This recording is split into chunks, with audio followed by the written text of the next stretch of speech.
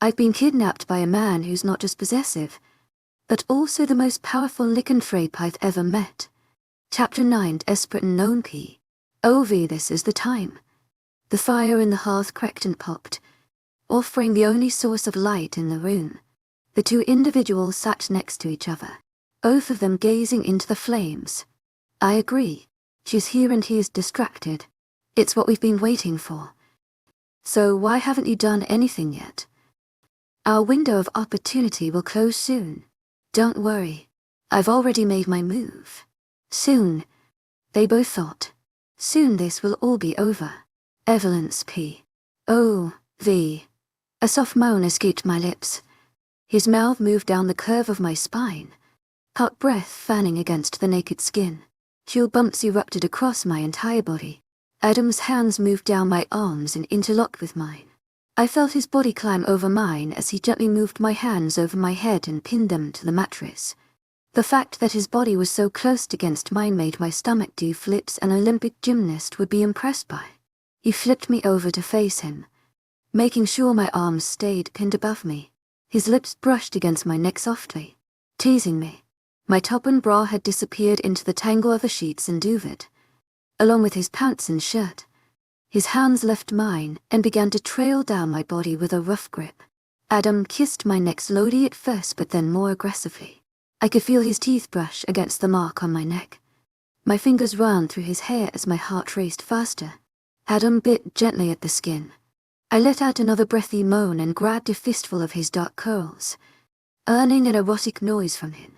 The vibrations of his moan echoed from his mouth onto my skin, as his kisses trailed lower from my neck to my chest.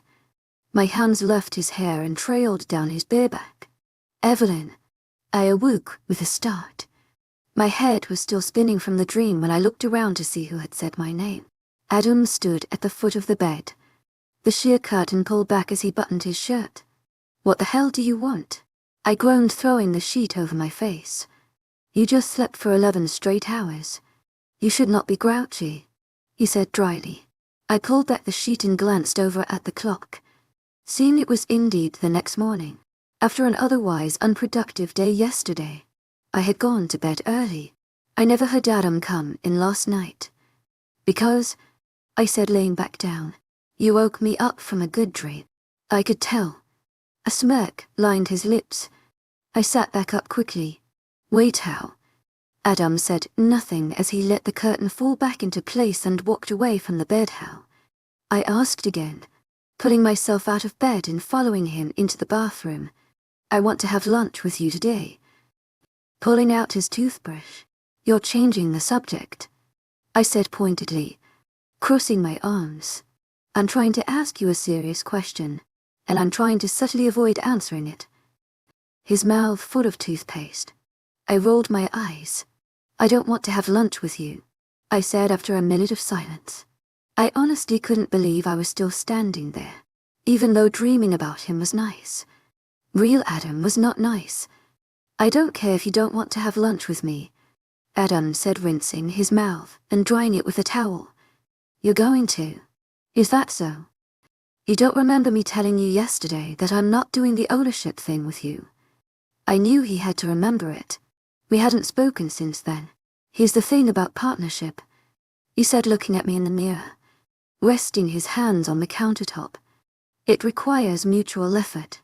You're not giving any effort, so I have to overcompensate for what effort you're not giving me. Therefore, it becomes an ownership. Start giving me more effort, and I'll give you less.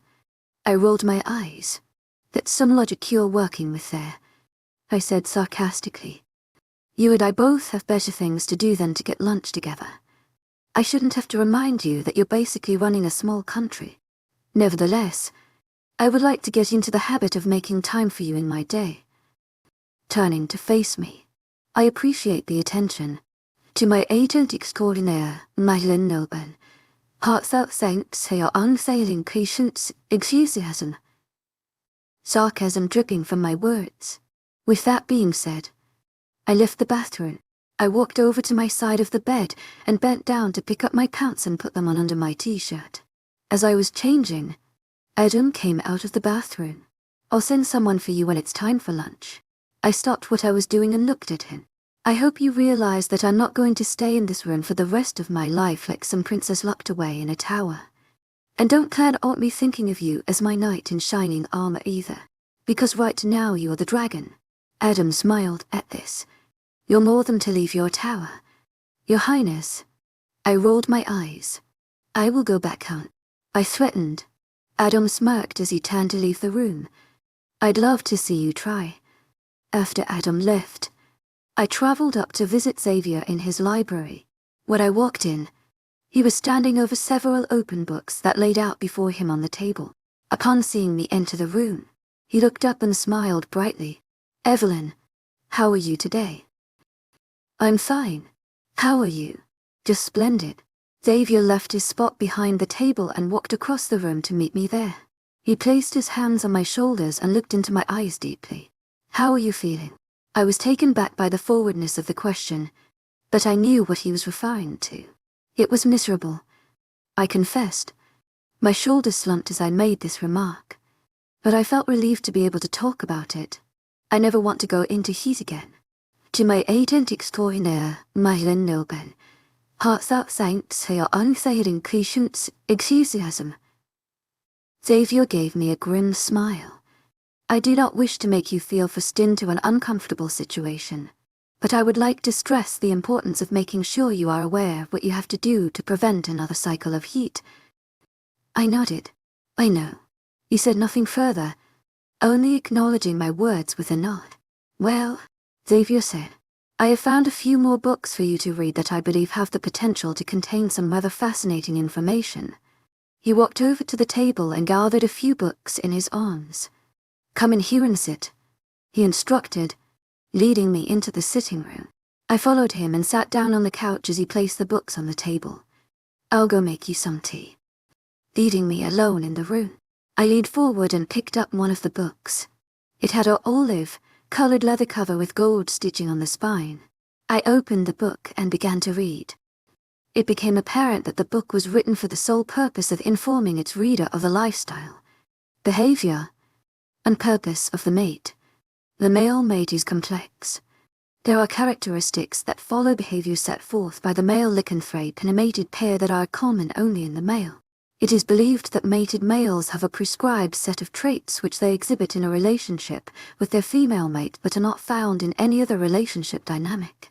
An example of this being possessiveness. This trait is identifiable by common behaviors that can be linked to jealousy where his mate is around, or the male's a desire to control the atmosphere in which his mate finds herself, and, most obvious of all, as I read, Xavier returned with my cup of tea. He placed it down on the table with a smile and left the room. I continued to read. A male's mate in a room accompanied by several other males is a common place to find a jealous mate. While the reality of a female finding another male outside of her mate attractive is very unlikely, the threat of other males is imminent to her mate. In situations like these, an unquestionable physical proximity between the pair, usually initiated by the male, is to be expected, because these situations are undesirable for the male. He usually takes to exhibiting the second trait of possessiveness, which is affectionately referred to as cave control.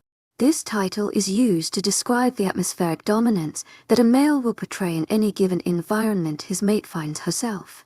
This is done to ensure the comfort and safety of his mate, but can put on a display of seriously territorial behavior. The claim which female wolves are given by their mate is perhaps the most primitive of these actions. The claim is given by the bite of the male wolf against the skin of the female wolf's neck to mark the skin with a permanent scar. Depending on the ranking of the male wolf alpha, beta, the bite will vary in size and depth as higher-ranking wolves are notorious for longer canines and a wider imprint. The bite will show other males not only what ranking the female wolf's mate is, but also that she is indeed mated. The claim also stakes an emotional and mental mark on the female wolf. Enthusiasm, endorphins specific to female wolves are released upon her mate's teeth, breaking the skin that will from that moment forward be released as a systemic response to her mate's physical proximity to her. This cannot be reversed. This is also known as the causation for heat to occur in the female wolf upon the appropriate lunar position. My head was spinning as I leaned forward and took a sip of the cooling tea. As soon as I regathered my thoughts, I found my place in the book and continued to read. The male wolf, once introduced to his mate, would exhibit these traits unconditionally. A mated male, while depending on his rank, will not be swayed by any attempt to separate himself from his mate, as lycanthropes are mated for life.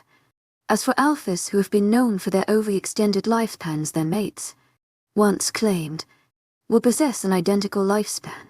I froze reading this. What does that mean? I'm immortal. I continued to read, looking for explanation, but the book switched subjects.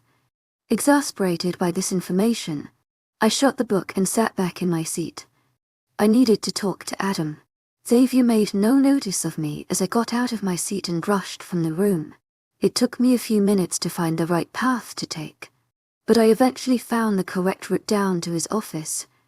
The same two guards were standing in front of his door, and I mentally prepared myself to put up another fight. However, as I approached them, they moved out of the way and opened the doors for me. That was easy.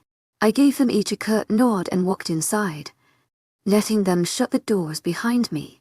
Walking down the same passageway I had 2 days earlier, I again found myself in Adam's study. As before, he was nowhere to be seen. I walked around the room slowly, taking in the sight of it. The entire wall behind his desk was glass, giving an incredible view of the snow-covered mountains and forests surrounding the castle. The two walls perpendicular to the large window were lined with floor-to-ceiling bookcases that were filled with all kinds of books. Evelyn. I spun around on my heel. Adam was standing a few feet away. In Starway, I wasn't fond of being snuck up on, which seemed to be a hobby of his. I need to talk to you. To my agent extraordinaire, 𝐊𝐤𝐳, heartfelt thanks for your unfailing patience, enthusiasm. Adam wordlessly made his way over to me. Slowly, I began to get flustered as he got closer. Soon I was backed against the side of his desk, Adam placing both of his hands beside my hips. This is really important. To my agent extraordinaire, 𝐊𝐤𝐳, heartfelt thanks for your unfailing patience, enthusiasm. Pushing him away gently. Have a seat, Adam instructed, backing away and taking a seat in one of the chairs in front of his desk. We sat in silence for a moment or two while I tried my hardest to figure out what I needed to explain and why. Adam waited patiently for me to speak, though he watched me intently. I can't do this, I whispered finally. I couldn't tear my gaze from his face as tears welled up in my eyes. Adam's face didn't change as he looked back at me, not breaking the eye contact. I couldn't register an ounce of emotion on his face, nor was I able to figure out what he was thinking. Please say something, I pleaded. I began to nervously pick at my fingernails. I refuse to acknowledge your desire for this relationship to end in order to help preserve what dignity this relationship has left. I'll offer you a bit of information I received this morning. Your friend's father has been missing for 2 days, Adam stated firmly. The shock of the information and the change of subject took a moment to register. Wait. To my agent extraordinaire, 𝐊𝐤𝐳, heartfelt thanks for your unfailing patience, enthusiasm. My voice cracked as I sat frozen in place. Your friend. Her father was reported missing by her mother yesterday. He's been gone for 2 days. My men delivered the report to me this morning. I thought you should know. I took a shaky breath. Can I see the report? What do they think happened? I've already given the report up for documentation, so I no longer have it with me. I'll have a copy made for you, but I suggest you call your friend, Adam said, standing. Wait, are you not going to help find him? Standing as well. Adam put his hands in his pockets. There's nothing I can do. Yes, there is. I insisted. You could call your men, the ones who are still there investigating the rogue case, and have them look into it. I don't think so, Adam said. I took a step towards him, placing my hands on his arms. Please, you have to do something. His jaw clenched. I'll do anything you want. I said desperately. Adam's eyebrow cocked as he heard this. I'll see what I can do. Chapter 10, Beyond Repair. I could do nothing but sit and listen to her sobs through the phone. Tears had welled up in my own eyes listening to Vega's pitiful cries. Adam's working on seeing what he can do, I said hopefully. I heard her stop and sniffle. If he had done his job in the first place, this wouldn't have happened. The council thinks it was a rogue act, probably the same one your boyfriend neglected to find. She spat bitterly. I felt my jaw clench. He left men there to investigate. If anyone is to be blamed, it's them, and Adam will deal with that. He's looking into it. So don't make any rash conclusions before you have actual facts. That's extremely unfair. Are you actually defending him? She asked incredulously. I took a deep breath. Yes, I heard Vega let out a breathy laugh. Well, that didn't take long. What? You getting used to the high and mighty life? God, I knew this would happen to you. You used to be so strong, willed and stubborn, and now that you're mated to an alpha you think you can just forget about things that happen here because it doesn't affect you. I was speechless at her outburst. The line was silent for a few moments before Vega sighed. Whatever. I don't expect you to understand. I know you hate your dad, but mine actually loved me, so I want him back. I hung up the phone. Too far. I knew she was hurt, but that stung.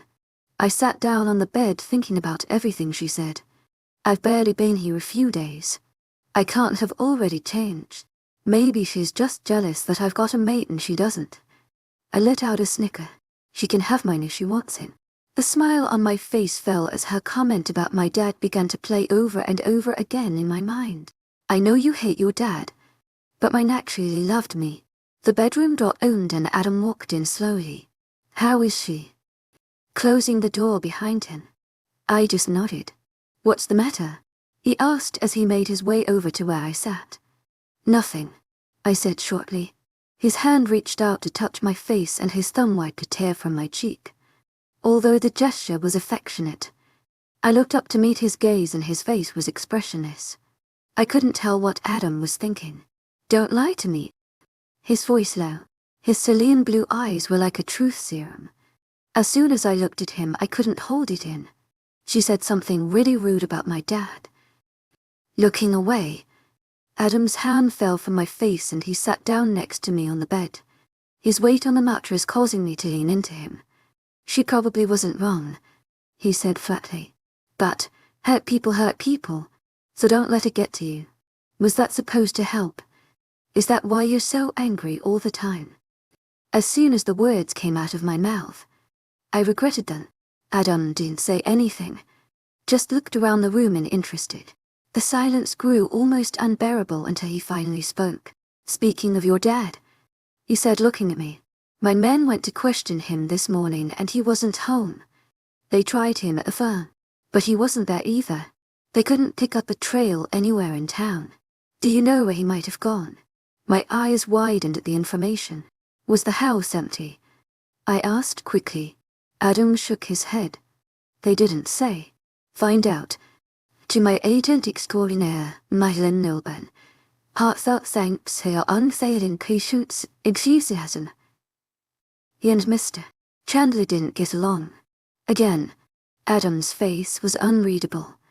Do you think your father had something to do with his disappearance? I don't know that.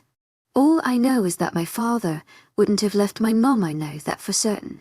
If he left town, she would be with him. Adam nodded thoughtfully. I'll have them check. I let out a sigh and turned to Adam, who was watching me intently. Groaning, I lay back on the bed. What?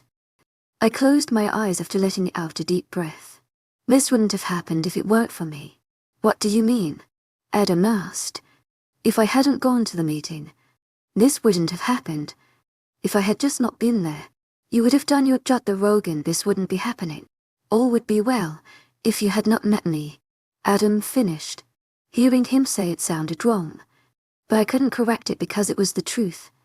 I felt his weight lifted off the bed and opened my eyes to see him leaving the room. Wait. Adam. The door slammed behind him, shaking a tapestry off the wall and folding to the ground. I hastily got off the bed and sprinted across the room. Opening the door, I ran out into the hallway, looking for him. I barely caught sight of his navy sweater turning a corner down the hallway and I began to chase him. To my agent extraordinaire, Madeleine Nilban, heartfelt thanks for your unfailing patience, enthusiasm. I called out again, running after him. I rounded the corner and came to the grand staircase where he was descending quickly into the lower levels of the castle. I was out of breath by the time I caught up with him, jumping the bottom 3 steps of each flight. Wait. Stop. To my agent extraordinaire, Madeleine Nilban, heartfelt thanks for your unfailing patience, enthusiasm.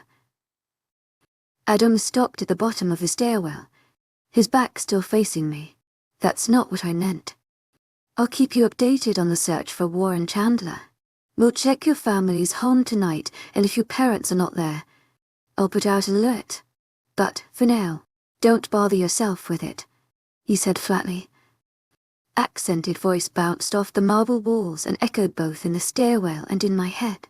Adam, I began again. I don't want to talk about it. His voice deepening. I just wanted to apologize. I whispered. He said nothing. But, in the gleaming gold handrail I saw the reflection of a man whose face was distorted with anger and eyes dark with rage. That was when it hit me. This was not just a king. This was not just the most powerful lycanthrope I would probably ever meet. This was not just my mate. This was a wolf who had put on the guise of a sheep. This was a man who did not want his mate to be scared of him. This was a beautiful face hiding a terrifying beast. And I had just all but rejected him. I watched the muscles in his back flex as he took a deep breath and I gulped. Turning away, I proceeded back up the stairs with haste. I looked back over the hand railing as soon as I reached the top floor to see Adam gone from where I had left him. Returning to the room, I closed the door quietly and crossed the room to the balcony doors. I laid my head against the icy window to see almost a feet of snow coating the ground. I turned to the bed and opening the sheer curtains laid across it, placing my head on the pillow. The last thought I remember having was not about my dad, not about Vega or her father, but about Adam. The ringing of the phone startled me out of slumber. I got out of the bed in a hurry and answered the phone. Hello. Alpha Superior Devereaux wishes for you to join him in his study at the top of the hour. A high, shrill voice said. I looked over to the clock. That was in 6 minutes. She hung up and so did I. Why on earth they got someone with such an annoying tone of voice to be a telephone operator? I didn't have a clue. I changed out of my tea, shirt and jeans into a dress. I walked into the bathroom and tried to comb my hair. I stared at myself in the mirror. Well, this is as good as it is going to get. I was trying to look as nice as possible. I thought maybe Adam would have an easier time forgiving me if I did. As I left the room, a voice in the back of my head scoffed. Why on earth would you think this will impress him? Since when do you need his affirmation? And why are you searching for forgiveness from someone who has done worse things to you and never apologized for it? I tried to ignore that voice. I knew I was not going home anytime soon, and I didn't want to sleep in the same bed as a man who was double my size and angry with me. I needed to be the bigger person. How on earth do you expect to fall in love with a man whom you are afraid of? I tried to silence that voice, but it made a good point.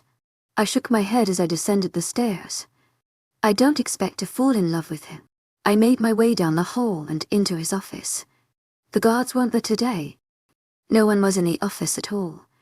Come to think of it, I didn't pass one person on my way to his office.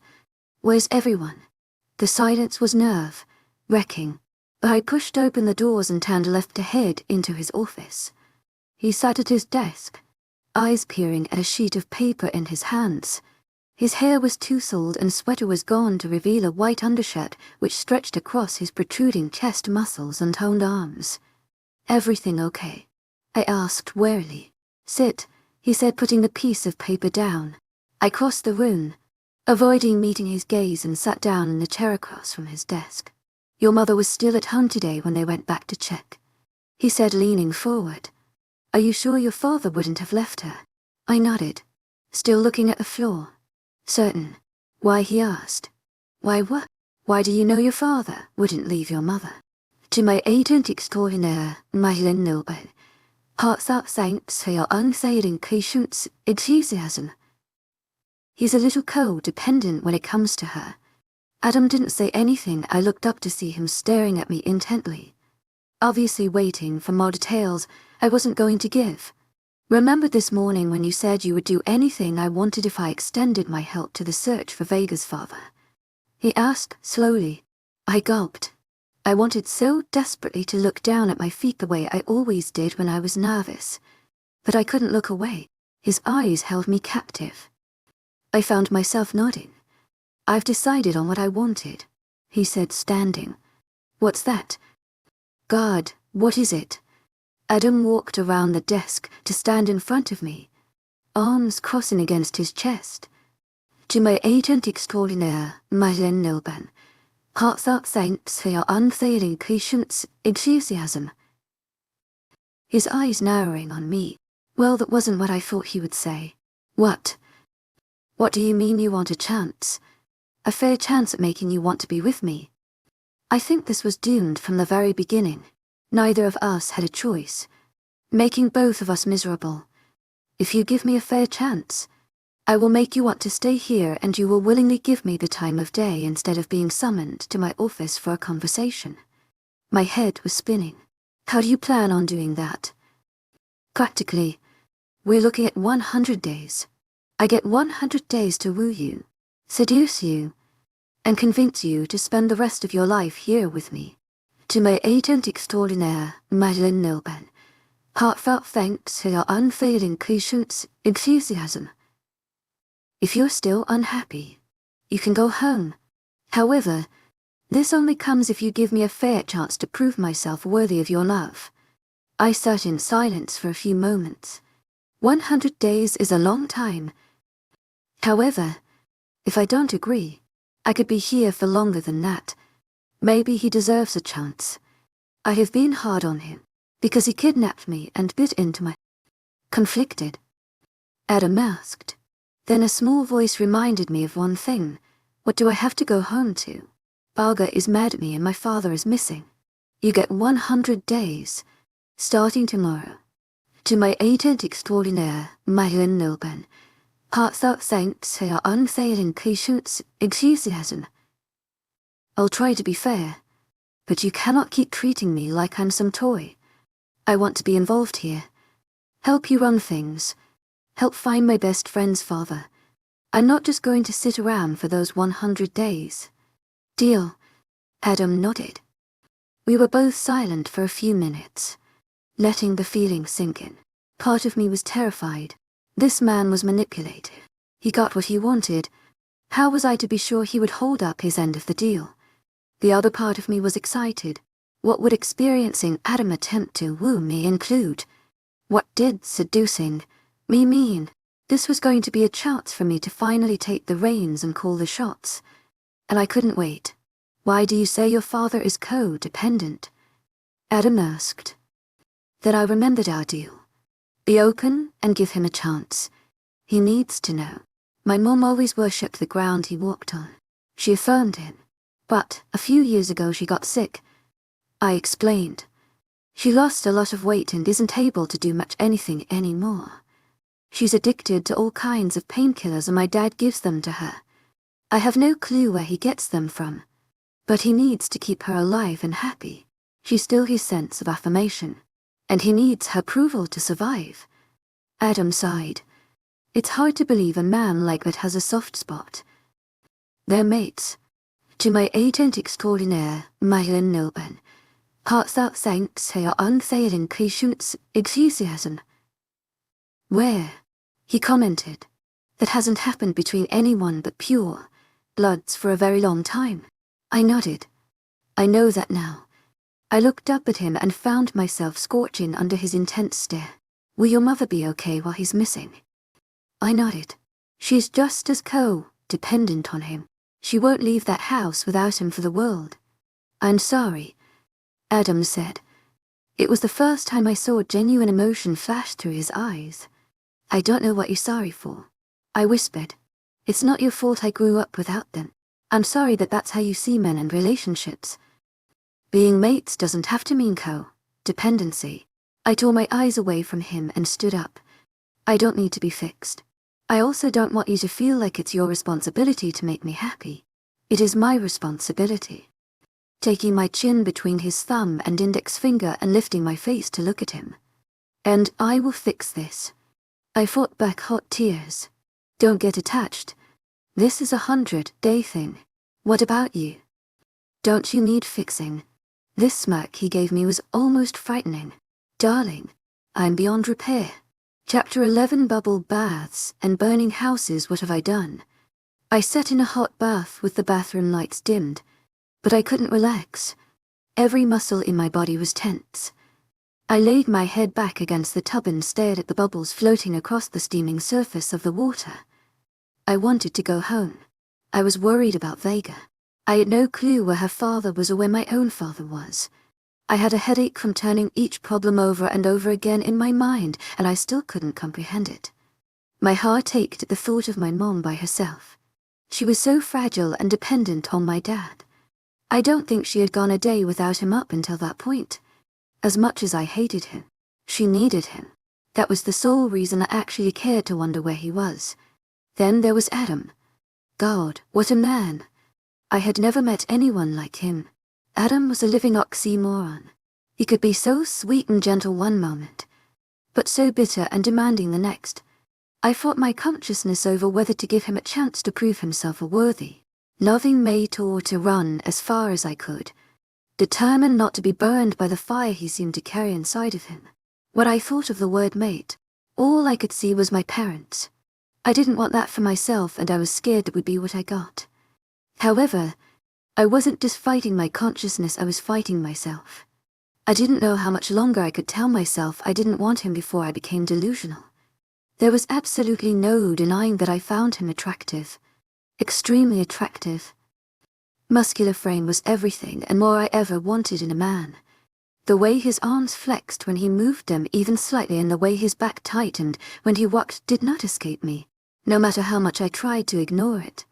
That jet black, wavy hair was so perfectly messy and his sharp, carnal features formed a face I could stare at for the rest of my life. And those eyes, I could stare into their blue depths endlessly. That was what scared me, it wasn't him. It was who he was. But how do I change that? Can I change that? Part of me was interested to see the change he made in himself, if there was even going to be one over those next 100 days. As my mind wandered on about Adam, the bathroom door opened. I immediately sunk down into the water, peering over the bubbles to see who had intruded into my deep thought. Speak of the devil. Are you in here? I hummed in response. Why in the bloody hell are the lights off? They're not all the way off. I counted. I can't see you. That's the point. He found the light switch on the wall and turned the lights back up. I squinted at the light. Better. Walking into the bathroom, I quickly sat up and pulled my knees to my chest. Adam chuckled at this. I know what naked woman looks like. My eyebrows furrowed. That's so. Adam walked over the vanity and pulled his white shirt over his head. I'm nearly 200 years old. 𝐿𝐢𝐧𝐸 𝐊𝐢𝐳𝐷. Heartfelt thanks for your unfailing patience, enthusiasm. Would you not be concerned if I didn't? It made sense, but there was a pit that formed in my stomach when I heard him say it. I tried to ignore the feeling. Can you give me a towel? Adam reached into the cabinet, and I stared at his exposed back when he did so. Those muscles. He handed me the towel and I took it from him, avoiding eye contact. I cautiously began to dry my hair with the towel, making sure I was covered by strategically floating bubbles. Adam stood watching me with his back against the vanity and arms crossed. Can I help you? Sighing. You're bashful, he observed, and up until this point I assumed I was at the bottom of a list of men who had seen you naked, but now I'm not sure. His bluntness shocked me. 𝐿𝐢𝐧𝐸 Heartfelt thanks for your unfailing enthusiasm. He just smiled and shrugged. Am I the only one who's ever seen you naked? You haven't seen me naked, I said pointedly. Not yet. I huffed and stood up from the tub, the towel covering my body. Fine. I've never had sex. Is that what you wanted to hear? I huffed. I swore he was trying to suppress a smile. Why do you care? Stepping out of the tub and draining the water. I'm not sure. I wish I could give you the same satisfaction of knowing I was a virgin, but I'm not. I gathered that. I quipped. I looked up at him to see him smirking. But I was starting to get an attitude. Nothing. Pushing himself away from the vanity and in my direction. I look forward to the day you give yourself to me. I held up a finger in his face. That day is not today. Casanova. Part of me wishes it was. I walked away, feeling my face blush at the thought. I opened the bathroom door and went out into the bedroom to change. I heard the shower turn on and I sighed. He will be the death of me or my virginity, whichever comes first. I changed into my pajamas. Every night I still went to bed in the same shirt he gave me to sleep in the very first night. The masculine smell of cedar would stuck to everything he owned and I couldn't complain. Especially when smelling it on his shirt seemed to lull me to sleep at night. Just as I pulled on a pair of underwear, he stepped out of the bathroom in a towel. Have you seen my pajama shorts? I asked him, looking through my allotted drawers in his wardrobe for them. I could have sworn I had put them back in there when I took them off that morning. Adam shook his head and reached over me to grab a pair of boxer briefs. The proximity of our bodies made me freeze. I could feel the heat from his hot shower radiating off his skin as his arm passed over my shoulder and his chest pressed to my back. Immediately, I got out of the closed space and backed away. Never mind. I don't need them anyways. I stuttered out. Adam didn't say anything as he dropped the towel and pulled his boxer briefs on. I didn't see anything, but my face was 1,000 shades of red as I turned away. He is no shame. I walked over to the bed and began to take the pillows off and pull back the sheets. Adam re-entered the bathroom and I sighed, getting under the satin sheets. I heard Adam walk out of the bathroom and closed my eyes preparing for the lights to go out. But they never did. Suddenly, the sheer curtain on my side of bed was pulled back and Adam ripped the covers off of me. Can I help you? I asked, sitting up. He grabbed me by the hips and placed me on my knees on the edge of the mattress in front of him. What are you doing? I asked as I pressed my hands against his bare chest, attempting to push myself away. Why are you scared of me? Grabbing my wrists gently, sparks flew up my arms. I nod. To my 𝐴𝐴𝐺𝐸 𝐊𝐢𝐳 heartfelt thanks for your unfailing patience, enthusiasm. I was beginning to get lightheaded from the feeling of his skin under my hands. Adam's eyes narrowed. You're scared intimacy. I stammered. He has me there. What happened? Adam asked. What do you mean? Has someone touched you? Was it your dad? To my 𝐴𝐴𝐺𝐸 𝐊𝐢𝐳 heartfelt thanks for your unfailing patience, enthusiasm. Getting angry. No, I said quickly. It's nothing like that. I stopped myself. What then? I've never done this, I whispered. And you're being really forward. It's just a weird change of pace. I guess. I knew I was blushing. I was so embarrassed.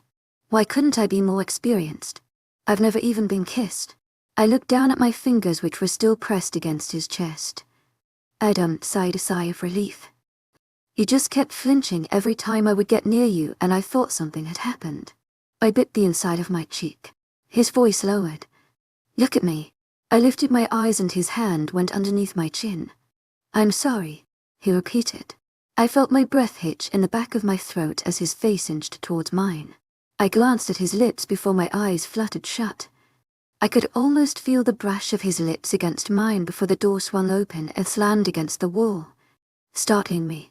I flew backward on the bed and looked over to see Jace standing at the door. You need to see this, he said quickly, his comment directed towards Adam. Someone important better have died or this castle better be on fire. Adam muttered angry. Well, the castle wasn't on fire, but my house was. I stood in a conference room in Elm's sweatshirt and a pair of his sweatpants, which were both notably too large for me, as Jay showed him pictures that had been taken that day of my house as it burned to the ground. "Oh my God," I whispered as I grabbed one of the photos and observed it. "Was there anyone in the house?" Jay shook his head.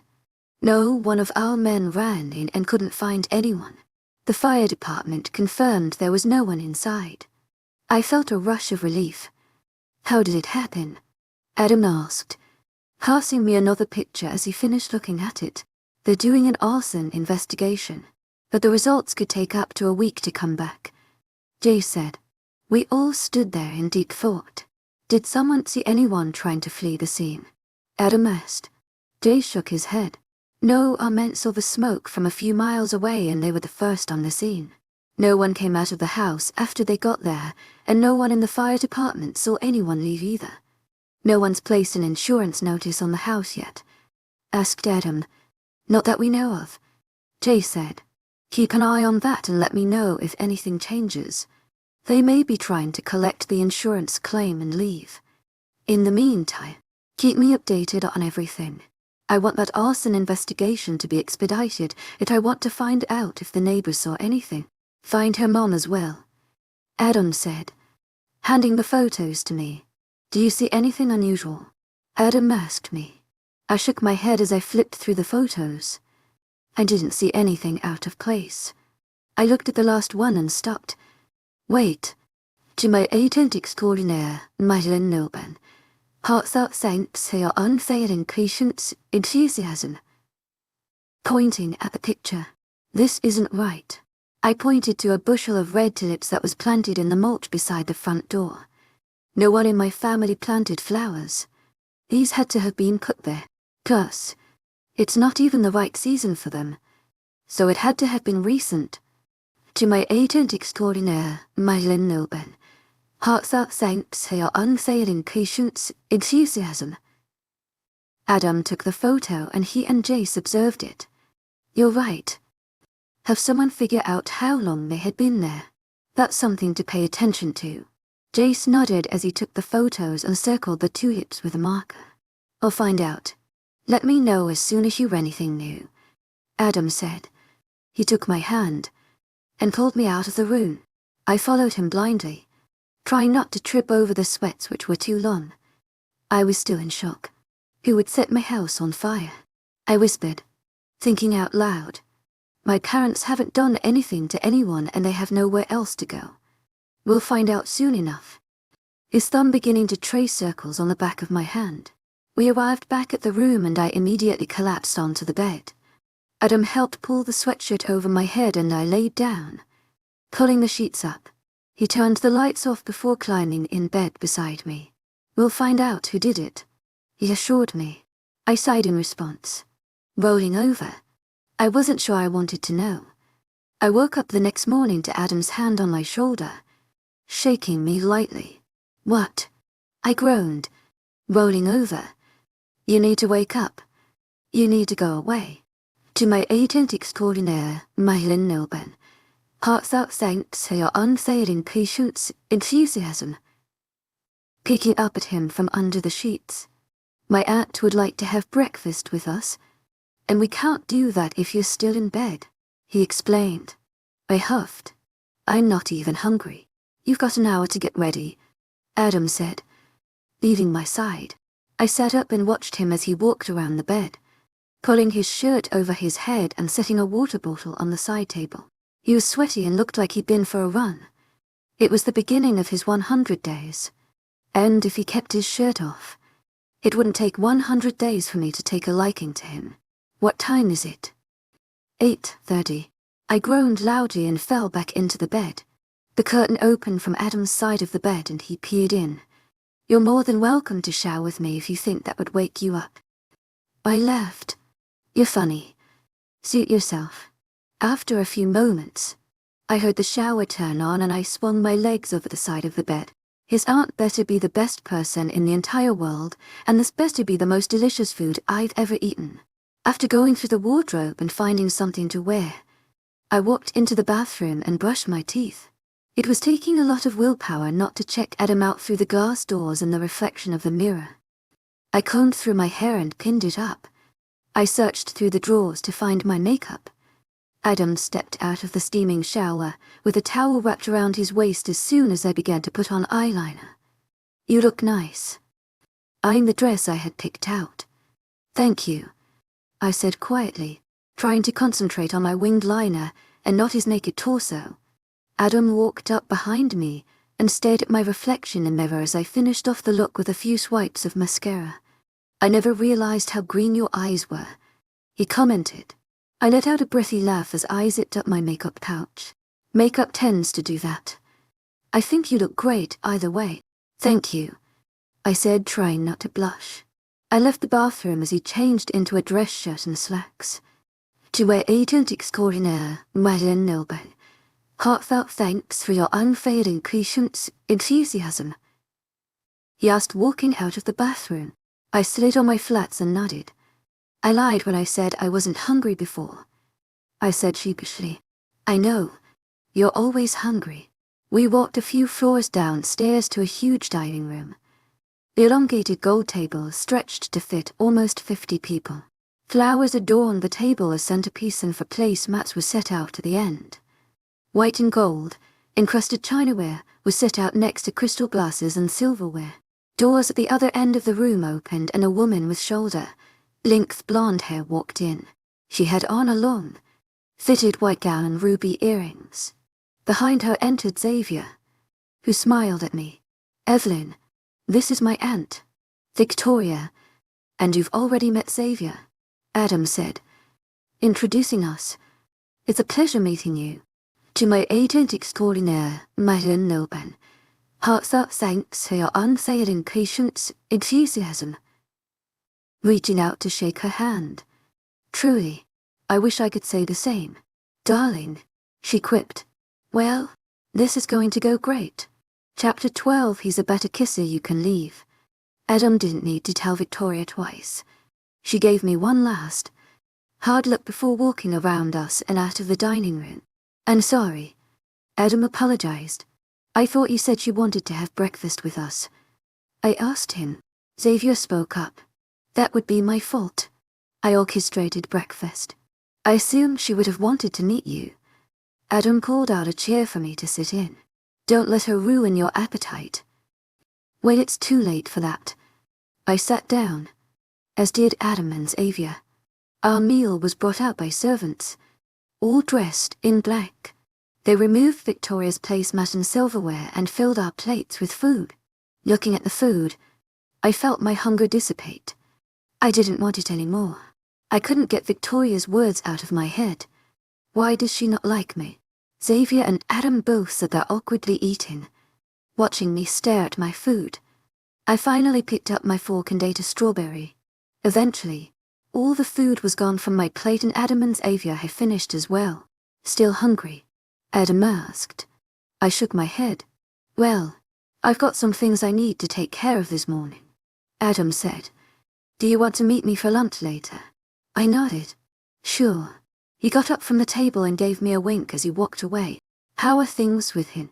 Xavier asked. "They're good." The look on his face didn't show me he was entirely convinced. "It's a full moon tonight," he said warily. Immediately, my shoulders slumped. "Again?" I asked with exasperation. "It's a blue moon," Xavier explained. "There hasn't been one in almost 2 years. Of course it would happen again during the month I meet Adam." I huffed, propping my elbows on the tabletop and placing my head in my hands. This is not what I need right now. My heart was beating out of my chest at the thought of going through heat again. Adam's warning from a few days prior began to swirl in my mind. It's supposed to be more painful the longer you resist. What do I do? Xavier almost answered, but the servants returned and began to take away the dishes. We waited in silence for the last of them to leave the room. He leaned in and lowered his voice. "The way I see it, you have 2 options. First, you can consummate your relationship and not have to worry about it again." He observed the look on my face as he said this and continued. "Or you can leave the castle for the night to get away and have some privacy. It gets much worse each time, so this one will not be just a heat stroke. It will be painful." I swallowed the knot in my throat. Maybe I should talk to Adam and see what he thinks. Wise, Xavier said, giving me a grim smile. I made my way to Adam's study, nervously trying to figure out what I was supposed to say to him. I twirled a piece of my hair in between my index finger and thumb as I thought. As soon as I reached the corridor and saw the 2 armed guards standing by the door, I sighed and walked down the hallway towards them. They didn't look at me as they were at me as they were they opened the doors for me to walk through. I took a deep breath and took a left down the hallway to his office. I walked in and he was nowhere to be seen. I was standing there, thinking about whether I should just stay there and wait or come back later when I heard his voice. It was a faint echo coming from the other side of the hallway. I began to walk slowly, trying to listen to what he was saying. Adam had an angry tone of voice, almost at shouting volume. His voice was muffled though, and I had a hard time hearing exactly what he was saying. I walked a little further to see it nearly closed, with light streaming into the hallway from inside the room. I walked up and peeked inside, trying to see who he was talking to. Immediately, I recognized her voice. She's not of pure blood. You idiot, Victoria sneered. Watch your tone, woman. Don't forget who you're speaking to. Adam snarled back. I had never seen him this angry before. Not even when my dad was around. Do you want this empire to go to shit? She's not right for you and you know it. Don't pretend like you know what's best for me, he said through gritted teeth. You're king for Christ's sake. She snapped. She's the daughter of a drunk and knows nothing about being a Luna. To my agent extraordinaire, Madeleine Nilben, heartfelt thanks for your unfailing patience, enthusiasm. Adam's eyes went dark. You forget your place. You are not a dignitary, nor do you have any say in this matter.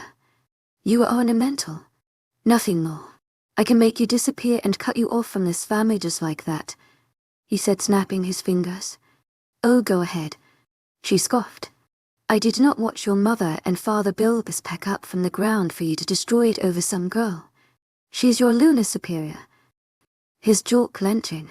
You will refer to her with honor and respect, and if I hear word of one more syllable you speak of her out of place, you will be banished from this palace permanently. Go to hell, she spat, and take the bitch with you. Adam's body began to shake with rage. You best be glad you're a woman. Otherwise I would kill you where you stood. Victoria coughed. You're a weak man. It wouldn't have mattered to your father whether I was a woman or not. Maybe you won't kill me because you know I'm right. Adam clenched his fists by his side. Get out. She raised her hand to slap him, but he caught her wrist with impressive speed before she could touch him. It was too late though. I had already gasped. Both of their faces turned to look at the door, and I turned and ran down the hallway. Tears of rage and frustration threatened to spill out of my eyes at any moment. I ran up the stairs, taking 2 at the time. My ears were ringing and body was shaking. It took me a few moments to realize I was crying. Why am I crying? I ran inside his bedroom and slammed the door behind me, running to the wardrobe and slinging open the doors. I began to fill my bag with clothes. I'm leaving this place. I felt his arms wrap around me, trying to get me to stop. I began to push at him, trying to get him away from me. I elbowed him in the ribs as I felt him hold me tighter. There was no use. I felt my knees buckle under, and all I could do was let him hold me while I cried. One arm wrapped around me tightly while his other hand was brushing back my hair. His lips lingered on my temple as he tried his best to soothe me. I cried for everything. I cried for my poor mother, my smoldering house, and Vega's missing father. I even cried for myself. I cried because my parents had ruined relationships for me. I cried because I was unable to picture myself with someone since all I associated intimacy with was abuse. I cried because Victoria was right. I was unfit to be Luna. I was the daughter of a drunk, not a queen. I cried for Adam. I cried because I had destroyed his expectations for a mate. He held me for several more minutes, until my sobs turned into hiccups. He held me so tight I began to think he was scared of what would happen when he let me go. Don't listen to her. Finally, she's right, I whispered. He shook his head. She couldn't be more wrong. I let out a long sigh and eyed my cheeks. I'm leaving. To my agent extraordinaire, Madeleine Nilben. Heartfelt thanks for your unfailing patience, enthusiasm. It hasn't been 100 days yet. He reminded me. No, I'm leaving for the night. I explained. It's a full moon. I don't want you to, he said firmly. You'll be much safer here. I swallowed the knot that was in my throat. We sat there silently for a few more minutes before he kissed my head one more time. Take the rest of the day to relax. You need to sleep. I'll have something brought up for lunch later, he said, letting go of me. I nodded, not wanting to argue with him. To my agent extraordinaire, Madeleine Nilben. Heartfelt thanks for your unfailing patience, enthusiasm. I could tell he didn't want to leave me. He watched me the entire time he backed away towards the door. I'll be back later to check up on you. To my agent extraordinaire, Madeleine Nilben. Heartfelt thanks for your unfailing patience, enthusiasm. Don't worry about it. To my agent extraordinaire, Madeleine Nilben.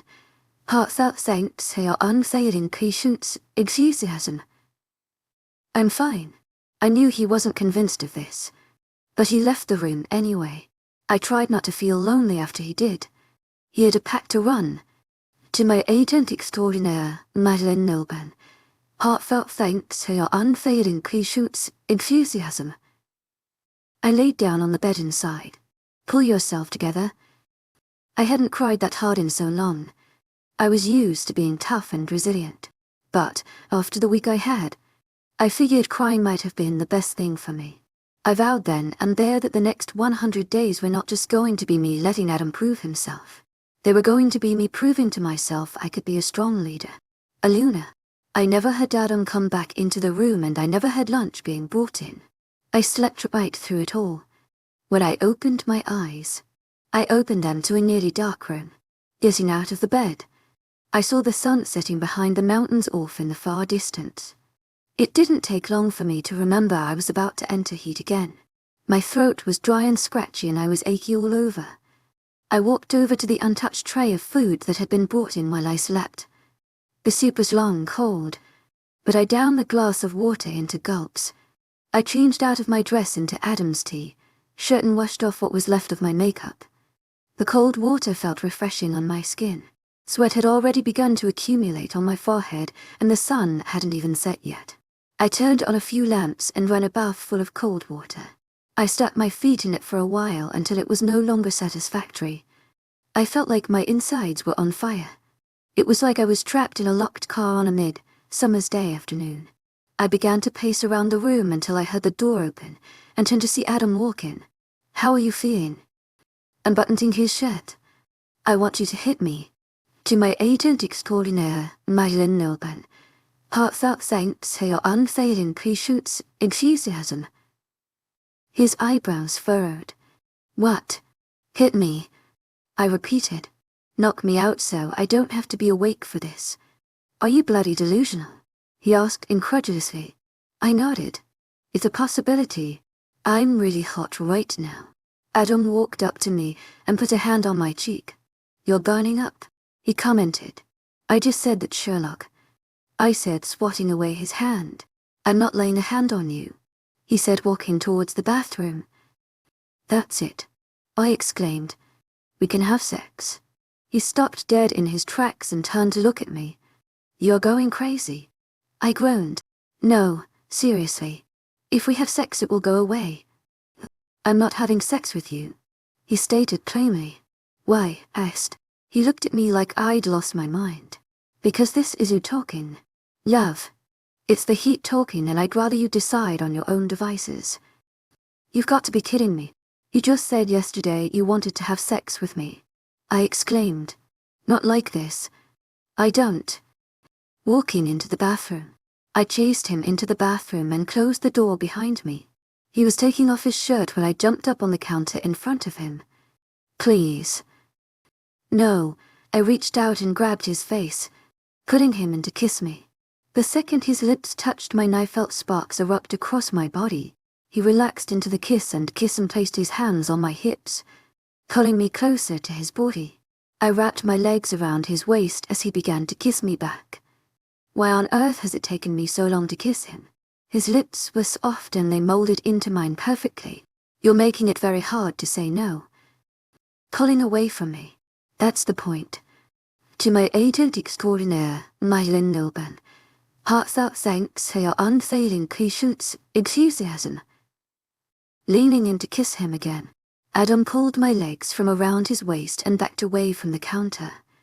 It doesn't change my answer. Catching his breath.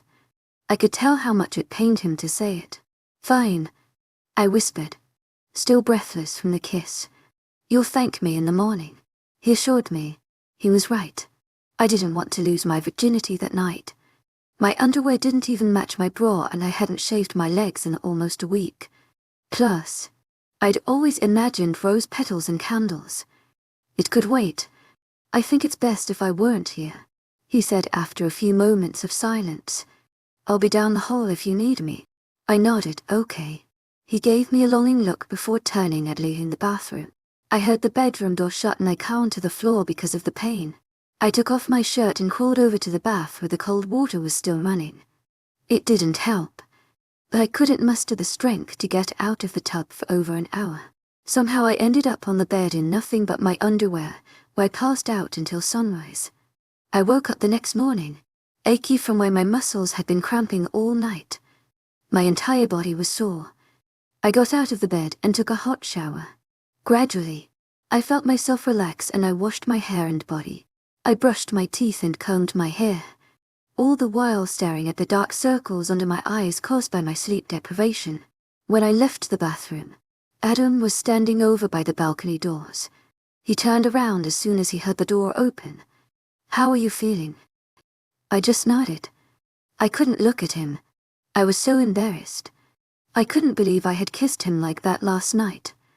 I walked over the wardrobe and he met me there. What's wrong? Pulling my hair over one shoulder. Nothing. I'm fine, I said nervously. I finally got the courage to look up at his face. Once those blue eyes met mine. 𝐿𝐻𝐸𝐵𝐻𝐸𝐬 𝐊𝐻𝐸𝐬𝐷𝐞𝐝. It's just. I'm sorry for kissing you last night. He gave me a confused look. What? I shouldn't have kissed you like that. 𝐿𝐻𝐸𝐵𝐻𝐸𝐬 𝐊𝐻𝐸𝐬𝐷𝐞𝐝. And I'm sorry. Adam smiled and bit his lip.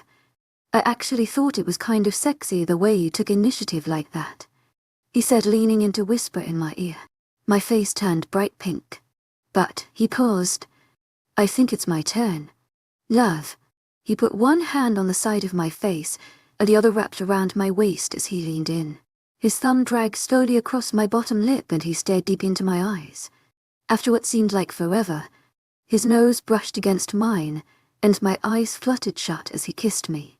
This wasn't a kiss like the night before, which was needy and rushed.